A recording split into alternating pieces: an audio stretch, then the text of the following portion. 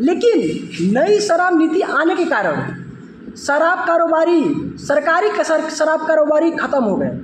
पूरी की पूरी प्राइवेटाइजेशन शराब के क्षेत्र में हो गया।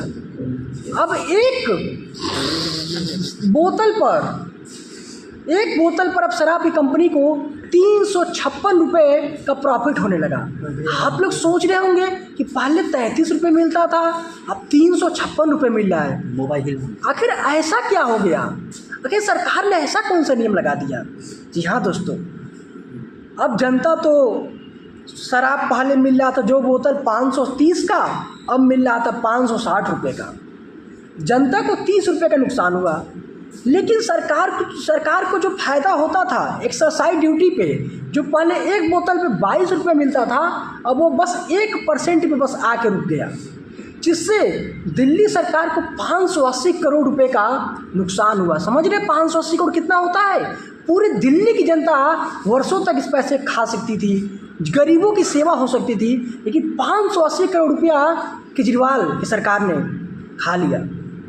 अब आप लोग सोच रहे होंगे कि शराब नीति तो मनीष सिसोदिया जी बनाए थे, केजरीवाल की क्या गलती थी? अरे भाइयों, सरकार आपकी है, कोई भी नीति बनेगी बिना आपके परमिशन से बन ही नहीं सकती है। इसलिए सीबीआई ने इन्हें मार्च में गिरफ्तार कर लिया। सबसे पहले मनीष सिसोदिया जेल गए थे, उसके बाद अरविंद केजरीवाल जेल गए थे, और उस समय इन्होंने क्या आरोप लगाया कि केंद्र सरकार तनाशाह हो चुकी है, विपक्ष के नेताओं को जेल में बंद कर रही है। अरे भाई, आप 580 करोड़ का घोटाला कर रहे हैं, आपको जेल नहीं भेजे तो कहाँ आपको आसमान पे बैठाया जाए? ऐसे नहीं हो सकता है। केजरीवाल जी, आपकी गलती थी, आपको उस नई शराब नीति पे हस्ताक्षर नहीं करना चाहिए था। अब आ गए मनीष सिसोदिया पे, वह चले गए जेल। अब बचे केजरीवाल साहब।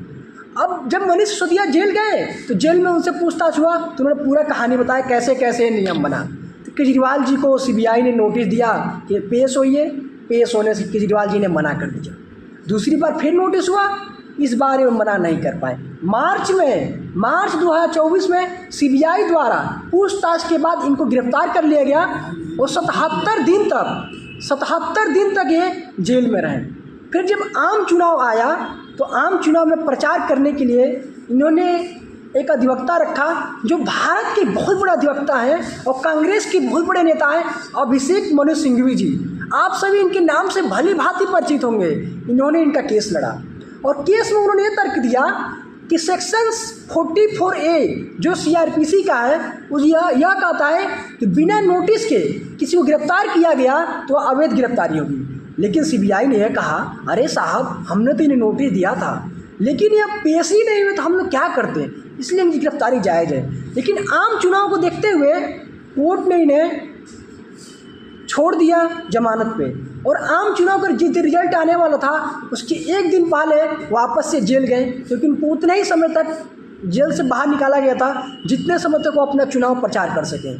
चुनाव प्रचार किए केजरीवाल जी। दिल्ली में क्या हालत हुई आपको पता है, 7 की 7 सीटें आम आदमी पार्टी हार गई। अब सोच रहे हैं आप लोग, और बीजेपी ने यही प्रचार पिछले चुनाव में किया था, वहाँ पे भी 7 के 7 सीटें जीता था। इस बार भी 7 के 7 सीटें बीजेपी वहाँ से जीत गई। अब केजरीवाल जी फिर जेल चले गए। अब फिर जेल गए केजरीवाल जी। अब बात यह हुआ कि दोबारा जेल चले गए। अब अगली बार वो जेल में रहे 177 दिन। भाई, किसी राज्य का मुख्यमंत्री 177 दिन जेल में रह रहा है और वो आरोप लगा रहा है कि केवल तानाशाही है, हम कुछ नहीं किए। अरे आप कुछ नहीं किए तो जेल में से आप क्यों नहीं रिहा हो गए? 177 दिन बाद कोर्ट ने उन्हें इस आधार पर बेल दिया कि आप मुख्यमंत्री कुर्सी पर नहीं बैठेंगे, किसी भी कागज पर हस्ताक्षर नहीं करेंगे, आप कुछ भी ऐसा कार्य नहीं करेंगे जो लीगली रूप से आपको करने के लिए आप बाध्य हो, आप किसी भी कार्य को नहीं करेंगे। अब केजरीवाल साहब तो अब जेल से छूटे हैं। अब उनको लगा मैं मुख्यमंत्री बस नाम का रह गया कि मैं कुछ काम तो कर ही नहीं सकता था, क्योंकि हमारे भारतीय संविधान में कहीं भी ऐसा नहीं लिखा है कि जो व्यक्ति जमानत पे है वो मुख्यमंत्री नहीं बन सकता, ऐसा कहीं नहीं लिखा है। तो मुख्यमंत्री पद पर रह सकते हैं, लीगली रूप से वो लीगल था, कोई दिक्कत नहीं था उसमें। अब केजरीवाल ने यह सोचा कि मैं तो अब मुख्यमंत्री रहने से कोई फ़ायदा है नहीं, क्योंकि मैं आराम से बस नाम मात्र का मुख्यमंत्री हूँ। उन्होंने एक इमोशनल ड्रामा रच दिया। क्या ड्रामा रचा पता है आप लोग को? उन्होंने यह कहा कि मैं 2 दिन बाद इस्तीफा दे दूंगा मुख्यमंत्री पद से। सब लोग सोचा ठीक है भाई, शराब घोटाला किया, इस्तीफा दे दे, कोई बात नहीं। लेकिन वो शराब घोटाला के इस्तीफा में इन्होंने क्या बोल दिया कि जनता अगर मुझे दोबारा चुनेगी तो मैं दोबारा मुख्यमंत्री पद पर बैठूंगा, तब तक मैं मुख्यमंत्री पद पे नहीं बैठूंगा। अरे यार, आपने तो दिल्ली की जनता को इमोशनल कर दिया। आप अपने इमोशनल का फ़ायदा लेके कि मैं जेल में था, सरकार मेरे भी षड्यंत्र रच रही है, इसलिए मैं ऐसा कर रहा हूँ, इस बात का उन्होंने फ़ायदा लेने की कोशिश की और जनता को इमोशनल करने की कोशिश की। अब जनता पे इसका क्या प्रभाव पड़ता है वो विधानसभा चुनाव में पता चलेगा। लेकिन अभी तक जितना मामले की सुनवाई हुई है, आगे ये मामला चलेगा। केजरीवाल जी पर शराब घोटाले का आरोप लग चुका है और जब व्यक्ति पर एक बार दाग लग जाता है तो दाग मिटाना इतना आसान नहीं होता है। केजरीवाल जी जो भारत के सबसे पढ़े लिखे मुख्यमंत्री थे, उनका यह हाल हो गया। जो IITian थे, उनका यह हाल हो गया। अब वो क्या करेंगे, कैसे क्या होगा, दिल्ली की जनता अगले चुनाव में क्या करेगी, वो दिल्ली की जनता डिसाइड करेगी। हम और आप नहीं होते डिसाइड करने वाले कि केजरीवाल सही है गलत।